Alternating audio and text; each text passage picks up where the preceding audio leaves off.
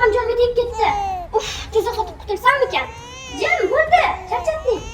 Bularni sog' qilding sen.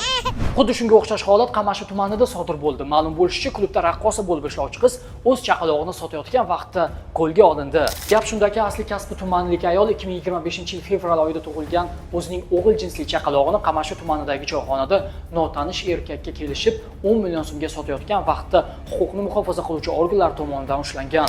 O'tkazilgan sudda ayol Qarshi shahridagi tungi klublarda ishlab yurib, erkak bilan ishqiy munosabatda bo'lganini bildirar ekan, chaqaloqning otasi u ekanligini aytgan.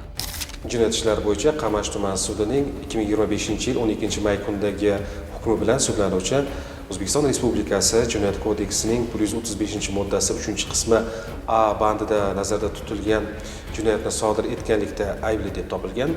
Shuningdek, sudlanuvchiga nisbatan odillik va insonparvarlik tamoyillari qo'llanilib, Jinoyat kodeksining 57-moddasiga asosan 3 yil 6 oy muddatga ozodlikdan mahrum qilish jazosi tayinlandi. Ming afsuslar bo'lsinki, bugun oramizda go'dakning o'g'lidan qo'rqmaydiganlar ham uchrab turibdi. Chaqaloqni sotgan ona esa endi qonun oldida javob berib, qilgan qilmishini panjara ortida bemalol o'ylab ko'rishga vaqti bo'ladi nazarimda.